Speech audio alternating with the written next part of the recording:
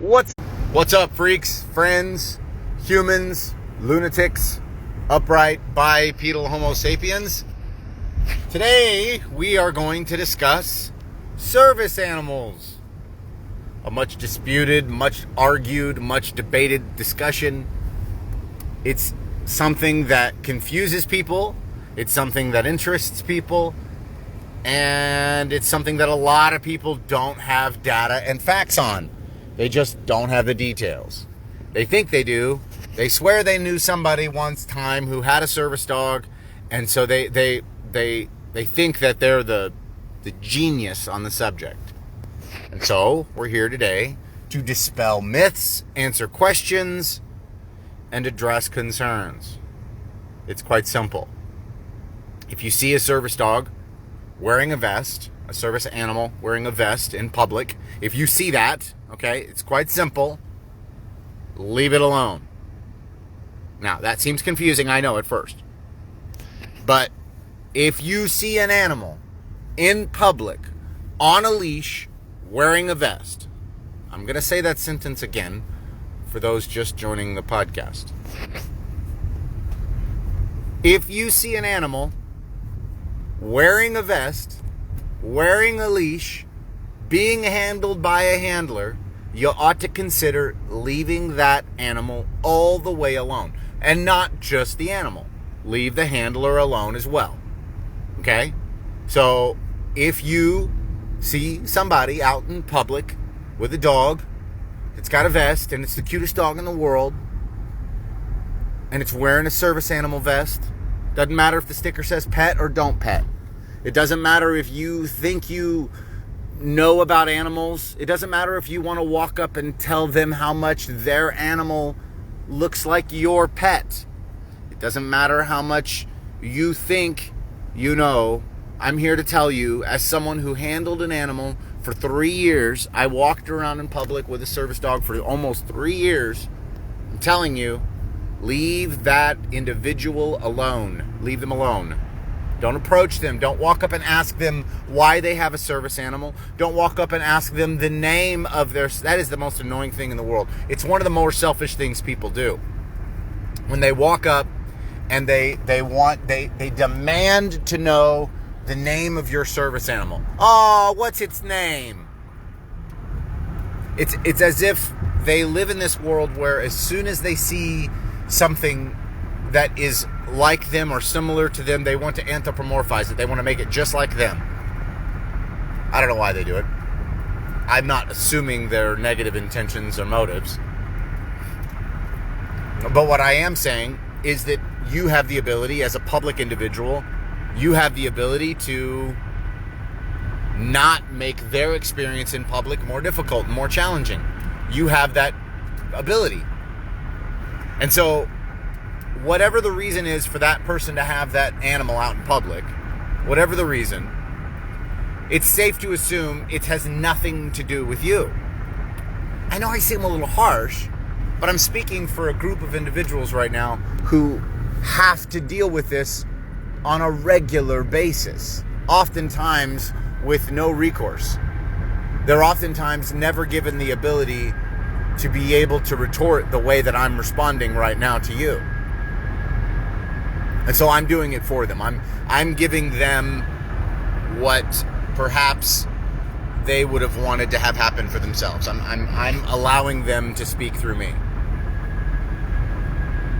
So I promise you a few things. I promise you that they don't want to chat about their dog, but if they do, they'll come and let you know, number one. I'm sure that they're less interested in explaining their disability or the reason why they have a dog. But if they are interested in it, you'll know, because that's what they'll do. They will be the ones that will bring that up. They will be the ones who will say, hey, I'd like to talk to you about my dog. I'd like to raise awareness about this or that or whatever the reason is that they want to tell you about their particular issue. So that's the first things. A couple things to consider also is that there's a very high likelihood the individual you're interacting with might be a veteran. Now, look, I'm not saying every individual with a service dog in public is a veteran, but I'm saying, obviously, speaking from personal experience, I know a lot of veterans in Omaha who have service animals, whose service animals keep them safe. They help them feel actually at home. And that's what you want, right? You don't want veterans coming home from war, experiencing hardships and difficulty, and then to have to receive more ridicule and difficulty when they go to the store. You don't want that, right? Neither do I. I don't want that for my fellow compatriots as much as I would want it for any human. If you're going through hardship, it's already hard enough. There's absolutely no good reason to make it more difficult, more challenging. Especially not just because I want to know the name of your... To be safe and to be clear, to offer the other side of the discussion, the individuals who have the service animals have a responsibility to understand that they're in a public place with a thing that normally isn't in a public place. Now, it is becoming more commonplace. We are starting to see it more and more, but even still, if you're in a restaurant, if you're in a gas station, and you've got a pet, or a thing that most people would consider to be a pet, that is not actually a pet, but is instead actually a equivalent in the eyes of the American Disabilities Act. It's the same as a cane. It's the same as a knee brace. It's the same as an ankle brace or a wheelchair. The service animal, that is.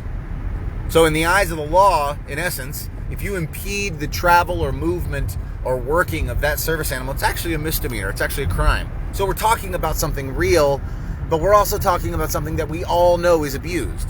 We all know people who abuse the service animal rule. They don't actually have a service animal, but they want to keep their pet in an apartment, and so they go and they slap a vest on and say it's a service animal. Or they claim this, or they claim... Now look, I'm not telling you that you're wrong. If you do that, you're wrong. Period. Okay? If you've done that, you're wrong. I don't want to talk about it unless you feel the need to. Okay? And I'm not here to condemn you, but that's wrong. And here's why it's wrong. Because as someone who toted around a dog for a few years to help me adjust, help me deal, it was necessary, man. It was necessary for quite a while. And the insensitivity is fine. Like, I don't expect people to be sensitive to my issues. They're my issues. They're not yours. But at the same time, I do see that people can practice a little bit more patience, responsibility. People can take just a little bit more time to be a bit more sensitive. Now, I know that right now, that is something that is much contended, sensitivity, that is. And I don't want to debate that. And I guarantee you, the individual with the disability that is out in public with their service animal, they don't want to talk about their disability either. But you, as the handler, you have a responsibility to understand you're out in public with a friggin' dog, okay? You just gotta stop being entitled. You stop it. But person who's not disabled, who sees the dog, shut your stupid mouth. Stop talking to people's service animals. They don't need to tell you their dog's name. They don't need to tell you their breed. They don't need to tell you their age. They don't need to tell you anything. They don't need or require to tell you a stinking thing, man. Human, individual, upright, bipedal, homo sapien. Please understand this. Please is the first thing I'm saying here. Please understand this. Please be patient. Please be kind. Please be considerate. Yes, my dog is the cutest thing since sliced bread. I get it.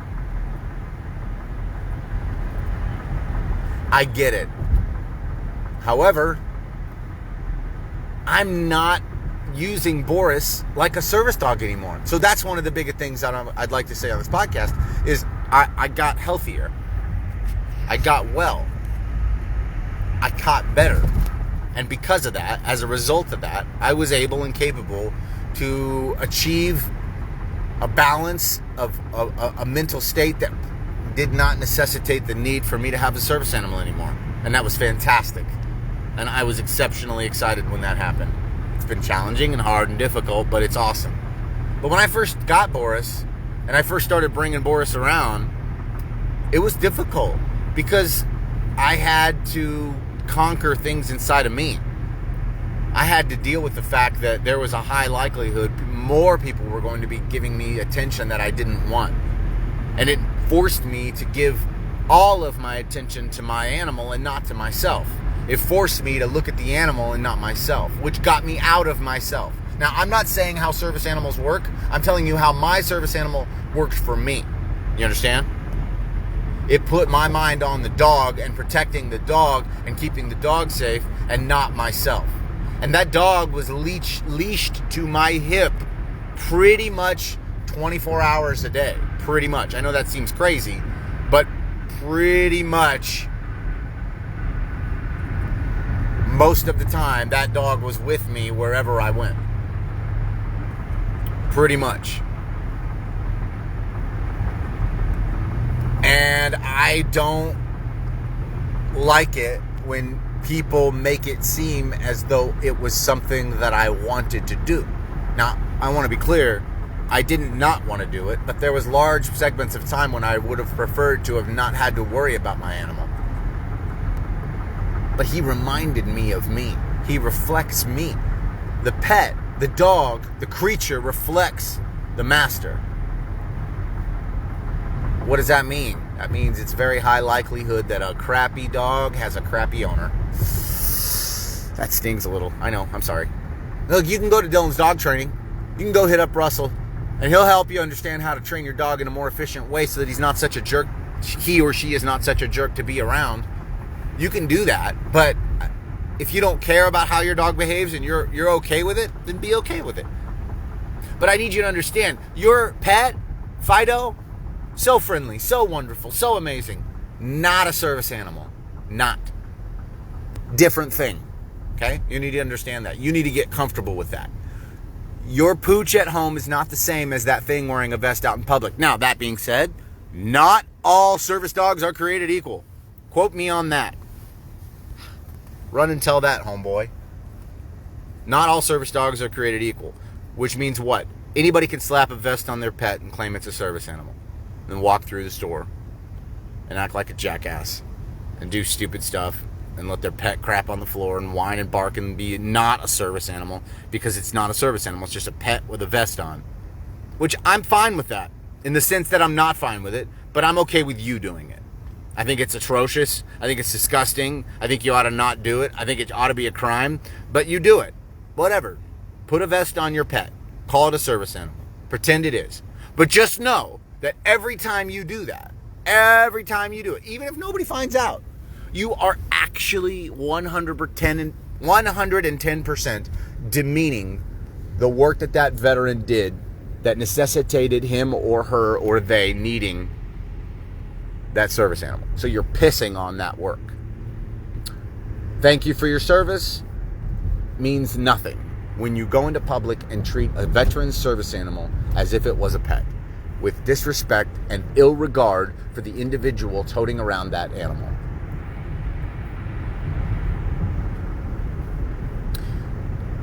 That being said, you can control yourself. You have the ability.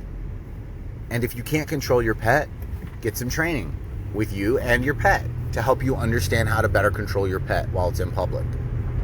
But if you're out in public, this goes for everybody, and you're not on private property, and your dog is off leash, I'm going to say this loosely. Typically and generally, if your dog is off leash and you're in public, you're an asshole. Now, I don't mean that all the time, because there are places where you're allowed to do that. But typically and generally, if your dog is off leash and it's in public property, typically and generally, do you hear me saying this? You're an asshole. And here's why. Because there is a somewhat percent chance that someone's service animal is right there, on leash, working for that owner, working for that individual handler. And when your stupid, dumb, off-leash animal comes running up to my leashed, well-behaved animal, it creates conflict. Do you understand that? It creates great conflict with a number of issues. First and foremost being the fact that this is a beast that I'm on leash with here. This thing here eats things with its face. You understand that?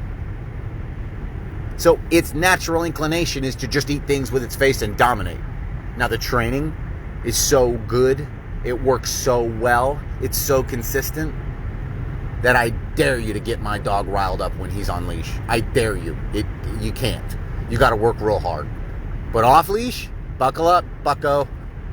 God forbid you reach into my vehicle when he's sitting in here off leash, because he'll light you up like the 4th of July. Why? Because this is his space. Because he's a beast. That's what beasts do. I'm not sorry about it at all. Don't reach into my stuff. Stay out of my stuff. But the point is, on leash, I walk by a dog park every couple of weeks in Bellevue at this amazing place called Jewel Park. And all these dogs go crazy. All these pets, they lose their mind. And I like to stop and make Boris sit. And he won't look at the dogs. He looks right up at me. Dogs are barking, freaking out, growling, snarling, biting at each other, going crazy, losing their mind, inches from him. And he's looking at me, wagging his tail, sitting, waiting patiently. Now, I want you to know inside, he wants to do the exact same thing. But he loves and respects me more and enough that he doesn't give a crap about what those other animals are doing. And that is training, my friends. It has nothing to do with how cool I am or how great Boris is. It has everything to do with the fact that you will win over an animal dog like that if you just train and be consistent. You will lose if you try to challenge a beast that you haven't trained. You lose. I think very distinctly to a trip where I took with one of my veteran buddies, and we were exhausted, tired. And it was one of those kinds of tired where you're just like in and out of it. You're not really sure what's going on. You're just like, oh, I'm so tired.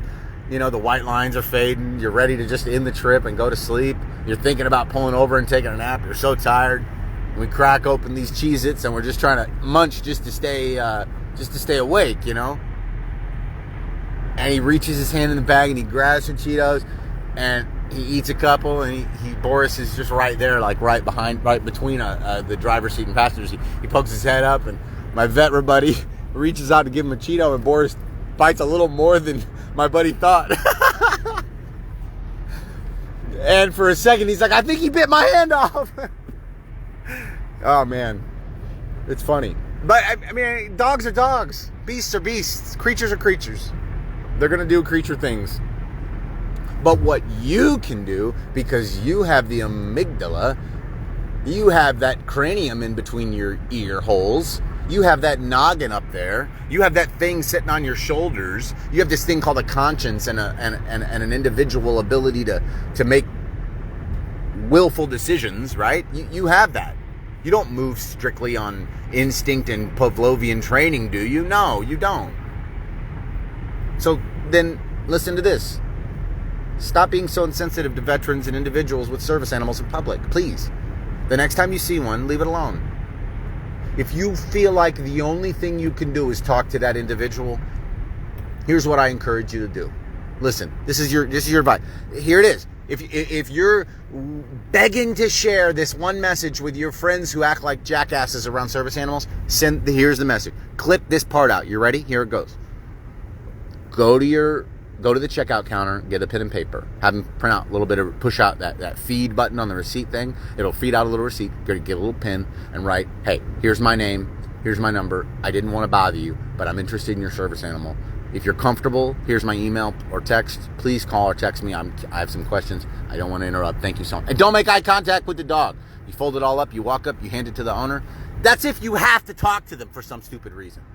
That's if you're like, I need to speak with you, but I really don't want to bother your dog. Because here's the facts. I guarantee it, unless you are as disciplined as myself and maybe some other individuals who have done this, if you walk up to somebody with their service animal on leash, you're going to look at the dog. You're going to look at the dog. You feel compelled to. And when you look at the dog, you're going to see how cute the dog is. And there's this Dr. Seuss thing in you that just goes, oh, there's a puppy, it's so cute, I want to pet a puppy. And because of that, and because of the fact that you're undisciplined in that regard and you've never been put in a situation where you're not supposed to interact with an animal like that, you're going to do that. Oh, man, what's your puppy's name? He's so cute. Are you talking to me or my animal? Can I tell you the number of people in public who come up to me in public? They would come up to me in public when I had Boris, and they would go, oh, what's your name? And I would say, are you speaking to me? And they say, oh, no, I was asking your dog what his name was. Well, that's peculiar because my dog doesn't speak English. That's very interesting. My dog hasn't spoken English since perhaps some millennia before the Pleistocene era. I don't know, okay? But I know that my dog doesn't speak English, so when you walk up to me like a weirdo, bent over, talking like a baby, going, oh, I want to pet your doggy, what's his name? I have nothing to see in you other than clown. and lack of experience. So here's your experience. Here's your excuse card. Ducking. It's not tough. It's simple. It's simple, simple, simple. Okay. I don't tote around a dog anymore for a very good reason. It's because I got well. You want to know how I got well? Ask me. I'm willing to tell you. I'm like CrossFit. I'll tell you everything you need to know, okay? I'll tell you how I got healthy, how I got well, how I don't need a service animal, all that stuff. But there's a lot of people out there who still use them, who still need them. And so for those people, that's what this podcast is for those individuals who have done what they needed to do to work their butts off, and now as a result of that, they are impacted in some way negatively, okay? And let me tell you something. People like Shane Edwards and Anthony Knoll, those individuals get it. And when they're out in public, they really give a crap. They love, they care. Micah Davis, he really gives a crap. He cares. Spencer, Christopher, Gabriel, Andrew, these people care. And I know for a fact that because of this, they're going to behave not just appropriately like they always do, and lovingly and kindly like they always do, but they're going to take this message to somebody else. They're going to, just the other day I was listening to a vet buddy talk about this, and he had some really good points. Have you considered this? Did you know this? Did you know that anybody can go on Amazon and buy a vest and put it on their pet? Did you know that? That's so terrible. We should stop that. We shouldn't allow them to do that. We should call them out. Like if we see somebody with a clear pet in public, we should approach them and very plainly ask them 2 questions. Does anyone know the ADA 2 questions? I'm not going to say them. I'm going to put it on you as someone to either comment in this thread or go and Google it yourself to find out. What are the 2 questions you're allowed to ask someone with a service animal in public?